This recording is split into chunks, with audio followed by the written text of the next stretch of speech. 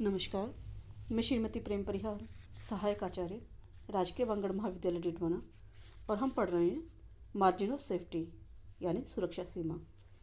यह BCom part second के paper first में पढ़ाया जाने वाला टॉपिक है। मार्जिन ऑफ सेफ्टी पढ़ने से पहले हम जान लेते हैं कि हमने कंट्रीब्यूशन के बारे में जानकारी ली, यानी कि कंट्रीब्यूशन अंशदान के नाम से भी जाना जाता है। अंशदान विक्रय मूल्य एवं विक्रय की सीमांत लागत का अंतर होता है, जिसे सकल उपांत भी कहते हैं। इसके बारे में हमने जानकारी ली, कैसे इसकी गणना की जाती है, क्या इसका सूत्र होता है।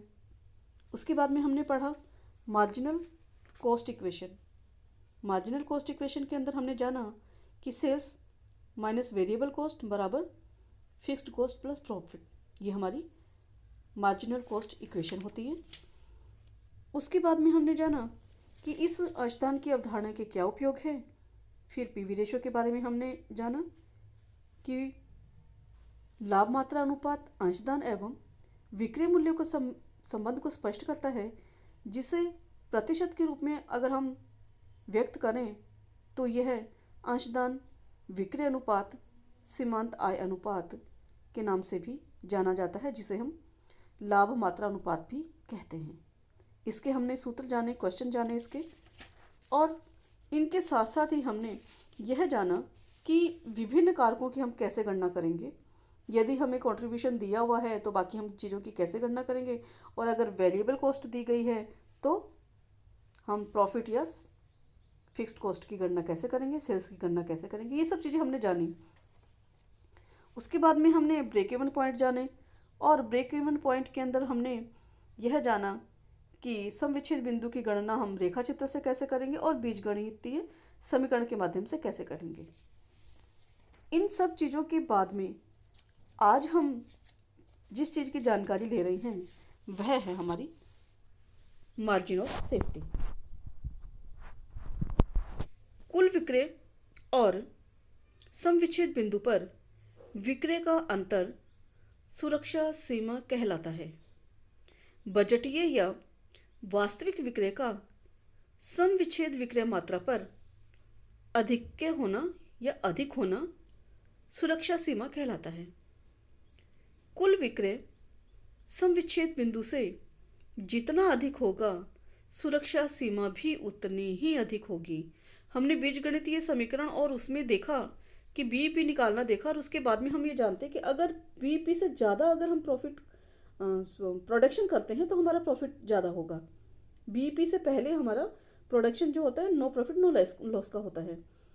यह हमें ये बताता है कि कुल विक्रय जो है समविच्छेद बिंदु से जितना अधिक होगा, यानी जितना ज़्यादा अगर हम विक्रय करेंगे उतनी ही ज़्यादा हमारी सुरक्षा सीमा होगी, और अंतर कम होने पर सुरक्षा सीमा भी कम हो जाएगी।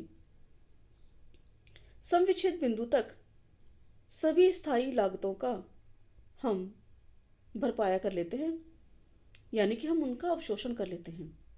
इसके आगे जो भी बिक्री होती है वह समस्त अंशदान लाभ होता है। और इसकी गणना हम कैसे करते हैं मार्जिन ऑफ सेफ्टी की? Actual total cost. Margin of safety की गणना करने के लिए एक्चुअल टोटल कॉस्ट हमारी जो होती है, किसको हम मानते हैं, उसमें हमारी फिक्स्ड कॉस्ट होती है और वेरिएबल कॉस्ट होती है, जो बीईपी सेल्स के बराबर अगर जब हो जाती है तो वो हमारा समविच्छेद बिंदु होता है। मार्जिन ऑफ सेफ्टी की जब हम गणना करेंगे तो हम करेंगे एक्चुअल और total cost minus BEP sales, या एमएस मार्जिन ऑफ सेफ्टी ही है, शॉर्ट नेम है इसका, बराबर sales minus BEP. Margin of safety दूसरे तरीके से भी गणना कर सकते हैं हम। प्रॉफिट जितना हमें दिया हुआ है, पीवी रेशो जितना दिया हुआ है, तो प्रॉफिट बटे पीवी रेशो, ये भी हमारा मार्जिन ऑफ सेफ्टी निकालने का सूत्र होता है। सुरक्षा सीमा की गणना बिक्री के प्रतिशत के रूप में भी की जा सकती है, जो हमें ये बताती है कि विक्रय मूल्य अगर कम कर दिया जाए किसी प्रतिशत के तक तो व्यवसाय को हानि नहीं होगी। यानी ये हमें ये बताता है कि अगर मूल्य विक्रय का इस प्रतिशत तक, कौन सी प्रतिशत, जो हमारी रेशो निकल रही है उस तक अगर हम कम कर दें तो भी व्यवसाय में हानि नहीं होगी। तो margin of safety ratio, margin of safety बटा actual sales into 100, margin of safety ratio बराबर मार्जिन ऑफ सेफ्टी बटा एक्चुअल सेफ्टी सेल्स इंटू 100।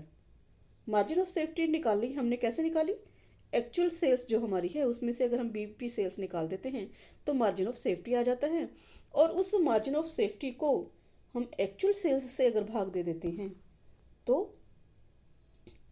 भाग देने के बाद में अगर हम 100 से गुणा कर देते हैं तो मार्जिन ऑफ सेफ्टी रेशो आ जाता है। दूसरे तरीके से अगर हम इस सूत्र को लिखें तो actual sales minus BEP sales बटा एक्चुअल सेल्स इंटू 100, या 1 माइनस बीईपी बटा सेल्स इंटू 100। ये 3 सूत्र हैं, इनमें से किसी एक के माध्यम से हम मार्जिन ऑफ सेफ्टी की गणना करेंगे। मार्जिन ऑफ सेफ्टी के लिए हमें क्वेश्चन में दिया होगा कि हमारी एक्चुअल सेल्स कितनी है, बीईपी सेल्स कितनी है, और या हमें ये दिया होगा कि पीवी रेशो क्या है, या हमें दिया होगा प्रॉफिट क्या है। तो उसके माध्यम से हम इसकी गणना कर सकते हैं आसानी से। अगला पॉइंट है हमारा मार्जिन ऑफ सेफ्टी की सिग्निफिकेंस क्या है, क्या महत्व है इसका, क्यों जरूरी है। सुरक्षा सीमा व्यापार की शक्ति को माप करने का एक सूचक यंत्र है। यह जितना अधिक होगा व्यवसाय उतनी ही अधिक मजबूत होगा, सुदृढ़ होगा। व्यवसाय में लाभार्जन के अनुसार उतने ही अधिक अवसर होंगे। सुरक्षा सीमा का बिक्री से प्रतिशत व्यवसाय को इस बात की जानकारी देता है कि प्रतिस्पर्धा में अधिक से अधिक कितना प्रतिशत विक्रय मूल्य घटा सकता है। हम देखते हैं कि गलाकाट प्रतिस्पर्धा के अंदर वही व्यवसायी ज़्यादा देर तक टिका रह सकता है, ज़्यादा देर तक अपने व्यवसाय का संचालन कर सकता है, जिसका विक्रय मूल्य कम होते हुए भी बिक्री अधिक हो, जिससे कि वह अपने को भविष्य में बनाए रख सके, लाभ भी कमा सके। तो ये मार्जिन ऑफ सेफ्टी हमें ये बताती है कि कितने प्रतिशत तक यदि हम विक्रय मूल्य को कम कर दें तो भी हमें हानि नहीं होगी। इस प्रतिशत से अधिक मूल्य कम करने पर व्यवसायी को हानि उठानी पड़ती है। सुरक्षा सीमा कम होने पर व्यवसाय के लिए एक चिंताजनक स्थिति होती है। ऐसी स्थिति में कई तरह के उपाय हैं जिनके माध्यम से सुरक्षा सीमा में सुधार किए जा सकते हैं। ये उपाय इस प्रकार हैं कि या तो हम स्थिर लागतों में कमी करें। स्थिर लागतें आप जानते ही हैं कि व्यवसाय बंद रहें या चालू रहें, ये लागतें हमें चुकानी ही पड़ती है। जैसे भवन का किराया, ये स्थिर लागतों में ही है कि अगर चाहे वो व्यापार को हम बंद कर दें लेकिन बिल्डिंग का किराया तो हमें देना ही पड़ेगा। परिवर्तनशील लागतों में कमी करना, परिवर्तनशील लागतें आप जानते हैं कि जैसे जैसे हमारा उत्पादन बढ़ता है वैसे वैसे परिवर्तनशील लागतों में परिवर्तन होता रहता है। तो इनमें अगर हम कमी करते हैं तो सुरक्षा सीमा हमारी सुधर जाती है। उत्पादन में वृद्धि करना, यह तब संभव हो सकता है जबकि हमारे पास में अप्रयुक्त उत्पादन क्षमता हो। यानी कि हम अगर 70% पे अपने बिजनेस में उत्पादन कर रहे हैं, 70 to 90% हम जानते हैं कि अगर इतना उत्पादन करेंगे, हमारे पास में ये जो हमारी प्रोडक्शन एबिलिटी है उसका हमने यूज़ नहीं किया है, और उसको अगर हम यूज़ कर लेते हैं तो हमारे उत्पादन में वृद्धि हो जाती है। ये हमें देखना पड़ेगा। अगर हम पहले ऑलरेडी अगर 90% पे चल रहे हैं तो ये हमारे लिए संभव नहीं है कि हम हमारी अप्रयुक्त उत्पादन क्षमता में वृद्धि करें। तो ये हमारे पास में होना चाहिए कि हम उत्पादन में वृद्धि करें यदि हमारी अप्रयुक्त उत्पादन क्षमता है, यानी हमने अपनी एबिलिटी का पूरा उपयोग नहीं किया है, तो हम हमारी उत्पादन में वृद्धि करें। अगला है विक्रय मूल्य में वृद्धि करना। विक्रय मूल्य में वृद्धि करना यह थोड़ा टिपिकल पॉइंट होता है, क्योंकि विक्रय मूल्य में वृद्धि करने से हमारे ग्राहक भी टूट जाते हैं और प्रतिस्पर्धियों से हम मुकाबला करने में सक्षम हो सकते हैं। तो विक्रय मूल्य में वृद्धि करके हालांकि हम सुरक्षा सीमा में सुधार तो कर सकते हैं, पर यह एक थोड़ा चौंकाने वाला विषय है कि विक्रय मूल्य में वृद्धि हम किस तरह से करें। किस सीमा तक करें, इसके बारे में हमें जानकारी लेनी चाहिए। अलाभकारी उत्पादों का त्याग करके लाभकारी उत्पादों पर ध्यान केंद्रित करना। व्यवसाय में हम कई बार देखते हैं कि कुछ प्रोडक्ट्स हमारे ऐसे होते हैं जिनसे हमें कितना भी प्रयास कर लो, कितने भी सुधारात्मक उपाय कर लो, उनसे हमें लाभ नहीं मिलता है। तो ऐसे प्रोडक्ट्स को हमें त्याग देना चाहिए और जो प्रोडक्ट्स हमें लाभ दे रहे हैं उन्हीं पे हमें ध्यान लगाना चाहिए, उन्हीं पे हमें ज़्यादा विकास के अवसर प्रदान करने चाहिए, उन्हीं के लिए हमें ज़्यादा विक्रय के अवसर या ज़्यादा उत्पादन के अवसर बनाने चाहिए।